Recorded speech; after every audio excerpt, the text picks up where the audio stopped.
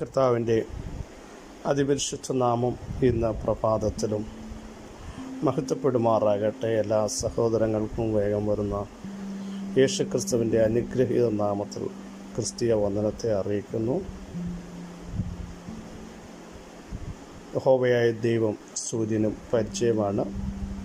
നേരോടെ നടക്കുന്നവർക്ക് അവിടുന്ന് ഒരു നന്മയ്ക്കും മുടക്കം വരുത്താത്ത ദൈവമാണ്. നമ്മെ നാമായി അറിയുന്ന, നമ്മുടെ നിലവുകളെ അറിയുന്ന, നമ്മുടെ ചിന്തകളെ അറിയുന്ന സർവശക്തനായ ദൈവത്തിൻ്റെ മുമ്പാകെ ഈ പകൽ നമുക്കൊന്ന് ഏൽപ്പിച്ചു കൊടുക്കാം. ഉന്നതൻ ആയ ദൈവം, ഉയർന്നിരിക്കുന്ന ദൈവം, ശാശ്വതവാസിയായവൻ, പരിശുദ്ധനെന്ന നാമമുള്ളവൻ ഇന്ന് പകലിലും നമ്മുടെ മധ്യമുണ്ട്. അവിടുത്തെ കരം ഒരു കാലഘട്ടത്തിലും കുറയാത്തതാണ്, ചെവി മന്ദമാകാത്തതാണ്. പ്രിയ സഹോദരങ്ങളെ, ആ ഒരു ഉറപ്പ് നമുക്ക് എല്ലാ കാലഘട്ടത്തിലും ഉണ്ടാവണം. അവിടുത്തെ കൃപയിൽ നമ്മളെ മറയ്ക്കുന്ന വലിയ ദയ ഓർത്ത് നന്ദിയോടെ സ്തോത്രം ചെയ്യാം. വീഴാതെ വണ്ണം നമ്മെ സൂക്ഷിച്ച് അവിടുത്തെ മഹിമാ സന്നിധിയിൽ കളങ്കമില്ലാതെ ആനന്ദത്തോടെ നിർത്താൻ കഴിവുള്ള ഉന്നതനായ ദൈവത്തിന് നമുക്ക് നന്ദി പറയാം. ഈ ദൈവത്തെ പോലെ വലിയ ദൈവം ആരുള്ളൂ? അത്യുന്നതനായ ദൈവം, സർവശക്തനായ ദൈവം, സർവജ്ഞാനിയും സർവവ്യാപിയും, എവിടെ നമ്മൾ ചെന്ന് പാർത്താലും അവിടെയും നടത്തുവാൻ കഴിവുള്ളവൻ, അവിടുത്തെ സാന്നിധ്യം വ്യക്തമായെന്ന് തിരിച്ചറിയാൻ പരിശുദ്ധാത്മാവ് നമ്മെല്ലാം ഇടയാക്കട്ടെ എന്ന് പ്രാർത്ഥിക്കുന്നു. എൻ്റെ ദൈവത്താൽ വീര്യം പ്രവർത്തിക്കും. അവിടെ നമ്മുടെ വൈരികളെ വധിച്ചു കളയുന്ന ദൈവമാണ്. ദൈവത്തിൻ്റെ മഹത്വം മറ്റാർക്കും വിട്ടുകൊടുക്കാൻ അവിടുന്ന് ഇടയാക്കുന്ന ദൈവമല്ല. ദൈവം പറയുന്നു, ഞാൻ എന്നെ തന്നെ മഹത്വപ്പെടുത്തുന്നു. പരാജയങ്ങൾ നേരിൽ കാണുന്ന ജനത്തോടാണ് ദൈവം പറഞ്ഞത്, ഞാൻ എഴുന്നേൽക്കും, ഞാൻ എന്നെ തന്നെ മഹത്വപ്പെടുത്തും. ഞാൻ ആരാന്ന് നിങ്ങളും അറിയും, നിങ്ങളെ വേദനിപ്പിക്കുന്നവരും അറിയും എന്ന് ദൈവത്തിൻ്റെ വചനം ശക്തമായി വിളിച്ചു പറയുമ്പോൾ നമ്മുടെ മേൽ വെളിപ്പെടുന്ന ദൈവമഹത്വമോർത്ത് നന്ദി നിറഞ്ഞ ഹൃദയത്തോടെ നമുക്ക് ദൈവത്തിന് സ്തോത്രം ചെയ്യാം. ആത്മാവിലും സത്യത്തിലും വിശുദ്ധിയിലും വേർപാടിലും ദൈവത്തെ ആരാധിപ്പാൻ അവിടെ നമ്മെല്ലാം ഇടയാക്കട്ടെ എന്ന് പ്രാർത്ഥിക്കുന്നു. നമ്മുടെ കർത്താവിൻ്റെ വരവ് വാതിക്കലായിരിക്കുന്നു. സംഭവങ്ങൾ അത് വിളിച്ചറിയിക്കുന്നു. രാജ്യം രാജ്യത്തോടും ജാതി ജാതിയോടും എതിർക്കുന്നു. വലിയ ക്ഷാമങ്ങൾ ഉണ്ടാകുന്നു, ഭൂകമ്പങ്ങൾ ഉണ്ടാകുന്നു. മാത്രമല്ല, ഡോക്ടേഴ്സിന് ആർക്കും പിടിച്ചു നിർത്താൻ കഴിയാത്തത് ഒരു മഹാമാരി അവസാനിക്കുമ്പോൾ അടുത്ത വലിയ രോഗങ്ങൾ, സാംക്രമിക രോഗങ്ങൾ എല്ലായിടത്തും പടർന്നുകൊണ്ടിരിക്കുന്നു. ആർക്കും അതിനെ പിടിച്ചു നിർത്താൻ പറ്റില്ല. പ്രിയ സഹോദരങ്ങളെ, ഇതൊക്കെയും കാണുമ്പോൾ നമുക്കൊരു പ്രത്യാശയുണ്ട്, നമുക്കൊരു പ്രതീക്ഷയുണ്ട്. കഷ്ടവും മുറവിളിയും മരണവും ദുഃഖവുമില്ലാത്തൊരു നാട് എൻ്റെ കർത്താവ് ഒരുക്കിക്കൊണ്ട് ആ നാട്ടിലേക്ക്, ആ രാജ്യത്തിലേക്ക് അവിടെ നമ്മളെ ചേർക്കും എന്നൊരു പ്രതീക്ഷ നമ്മുടെ അകത്തുണ്ട്. തന്നെ താൻ ഒരുക്കി കാത്തിരിക്കുന്ന, ലോകത്തിൻ്റെ കളങ്കം പറ്റാതെ വിശുദ്ധിയോടെ ജീവിക്കുന്ന, വചനപ്രകാരം ജീവിക്കുന്ന തൻ്റെ മക്കളെ ചേർക്കാനാണ് എൻ്റെ കർത്താവ് വരുന്നത്. കൽവറിയുടെ കൊലക്കളത്തിൽ ജിഞ്ചായി തകർക്കപ്പെട്ട, നുറുക്കപ്പെട്ട, അവസാനത്തുള്ളി രക്തവും നമുക്ക് വേണ്ടി ഊറ്റിത്തന്ന, സകലവും നിവർത്തിയായെന്ന് പറഞ്ഞ് പ്രാണനെ വെടിഞ്ഞ, ലോകത്തിലെല്ലാ മതക്കോടതികളും മാറി മാറി വിസ്തരിച്ചിട്ട് പറഞ്ഞു, ഈ മനുഷ്യനുള്ള ഒരു കുറ്റവും കണ്ടെത്തുന്നില്ല. യാതൊരു കുറ്റവും കണ്ടെത്താത്ത എൻ്റെ യേശുവാണ് നമുക്ക് വേണ്ടി തകർക്കപ്പെട്ടത്. ആ ശരീരമാണ് കീറി മുറിക്കപ്പെട്ടത്. അവിടുത്തെ മുഖമാണ് നിന്ദയ്ക്കും തുപ്പലിനും ഏൽപ്പിക്കപ്പെട്ടത്. ആ ശരീരമാണ് നിരത്തിലൂടെ വലിച്ചിഴക്കപ്പെട്ടത്. ആ ശരീരത്തിലേക്കാണ് റോമൻ പടയാളികൾ വലിയ ബൂട്ടുകൊണ്ട് ചവിട്ടി മുതുക് പൊളിക്കാനിടയായിത്തീർന്നത്. ആ തലയിലേക്കാണ് വലിയ മുള്ളുകൊണ്ടുള്ള കിരീടം അടിച്ചു കയറ്റിയത്. വേദന കൊണ്ട് പുളയുമ്പോഴും ദൈവമേ, എൻ്റെ ഇഷ്ടമല്ല അങ്ങയുടെ ഇഷ്ടം നിറവേറണമേ എന്ന് പറഞ്ഞ് നമുക്ക് വേണ്ടി യേശു കാൽവറിയിൽ തകർക്കപ്പെട്ടു. ഇന്ന് പകലും കർത്താവിനെ സ്നേഹിക്കുവാൻ, അവിടത്തേക്ക് വേണ്ടി ജീവിക്കാൻ നമുക്ക് തയ്യാറാകാം. മരിച്ചടക്കപ്പെട്ട് 3-ാം ദിവസം ഉയർത്തെഴുന്നേറ്റ് 40-ാം ദിവസം സ്വർഗാരോഹണം ചെയ്ത് ഇനിയും തനിക്കായി കാത്തു നിൽക്കുന്നവരുടെ പ്രത്യക്ഷതയ്ക്കായി എൻ്റെ യേശു പാപം കൂടാതെ പ്രത്യക്ഷനാവും. ആ വരവെങ്കിൽ നമ്മൾ ഉണ്ടാവണം. കൈവിടപ്പെട്ടു പോയാൽ പിന്നീടൊരു അവസരമില്ല. പ്രിയ സഹോദരങ്ങളെ, നമുക്കൊന്ന് ഏൽപ്പിച്ചു കൊടുക്കാം. സങ്കീർത്തനം 40-ന്റെ 4 യഹോവയെ തൻ്റെ ആശ്രയമാക്കിക്കൊള്ളുകയും നിഗളികളെയും വ്യാജത്തിലേക്ക് തിരിയുന്നവരെയും ആദരിക്കാതെ ഇരിക്കുകയും ചെയ്യുന്ന മനുഷ്യൻ ഭാഗ്യവാൻ. ദാവീദിൻ്റെ ഒരു സങ്കീർത്തനമാണ്. യഹോവയ്ക്കായി കാത്തിരിക്കുന്ന ഒരു ഭക്തന് വേണ്ടി ചെവി ചായച്ചിറങ്ങി വരുന്ന ഒരു ദൈവം. നിലവിളി കേട്ട ഞാൻ നിനക്ക് എന്ത് ചെയ്തു തരണം എന്ന് ചോദിക്കുന്ന ഒരു ദൈവത്തെ ദാവീദ് അനുഭവിച്ചറിഞ്ഞു. ഒന്നുകൂടെ പറഞ്ഞ അടുത്തറിഞ്ഞ ഒരു ദൈവം. മോശയോട് ദൈവം പറയും, ഞാൻ മോശയെ അടുത്തറിഞ്ഞു. പ്രിയ സഹോദരങ്ങളെ, ദാവീദ് എനിക്ക് ബോധിച്ച പുരുഷനെന്ന ദൈവത്തിൻ്റെ വചനം നമ്മളെ വ്യക്തമായി കാണിക്കുന്നത്. കാരണം നിലവിളിക്കുമ്പോൾ ഇറങ്ങി വരുന്നത് ദൈവം.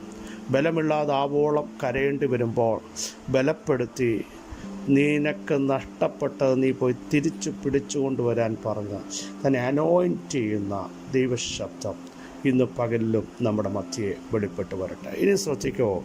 എന്നിട്ട് പറയുന്നു, നാശകരമായ കുഴിയിൽ താണു പോകുന്നത് പോലെ കുഴഞ്ഞ ചേച്ചിൽ അടുത്ത സ്റ്റെപ്പ് എടുക്കുമ്പോൾ വീണ്ടും താണു പോകുന്നു. പക്ഷേ എന്നെ ഒരു കരം പിടിച്ചിട്ടുണ്ടായിരുന്നു.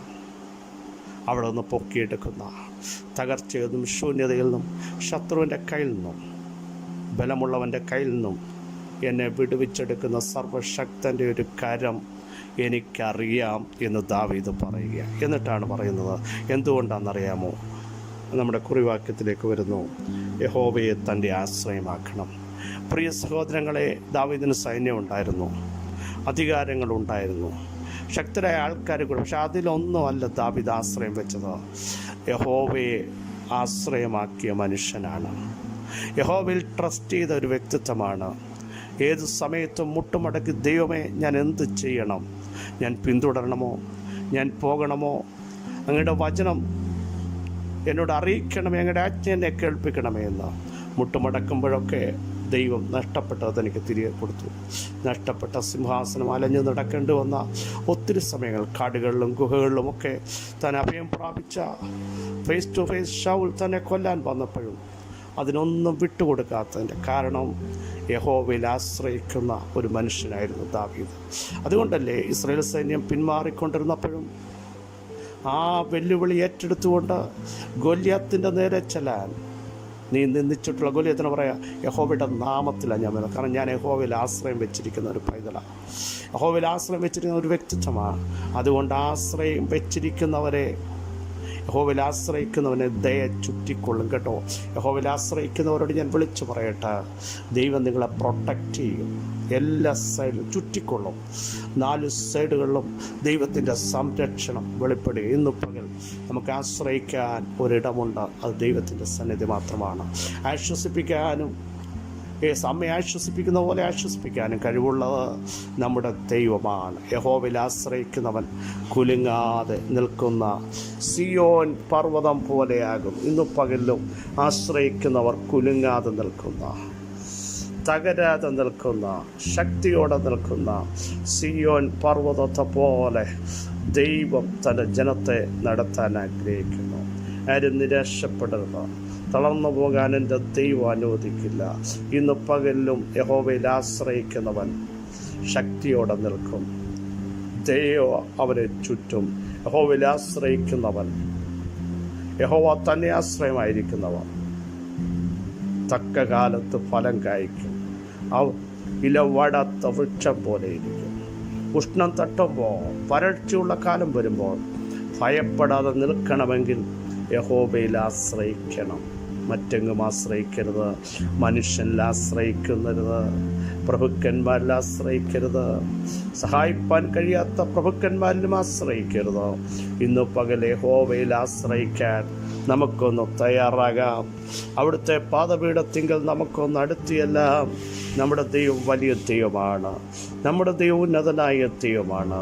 നമ്മുടെ ദൈവം ഉയർന്നിരിക്കുന്ന ദൈവമാണ്. നമ്മുടെ ദൈവം സർവശക്തനായ ദൈവമാണ്.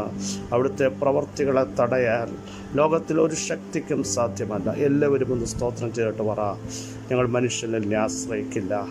പ്രിയ സഹോദരങ്ങളെ, മെഡിസിനിലല്ല ആശ്രയിക്കേണ്ടത്, ഡോക്ടേഴ്സിലല്ല, സമ്പത്തിലല്ല ആശ്രയിക്കേണ്ടത്.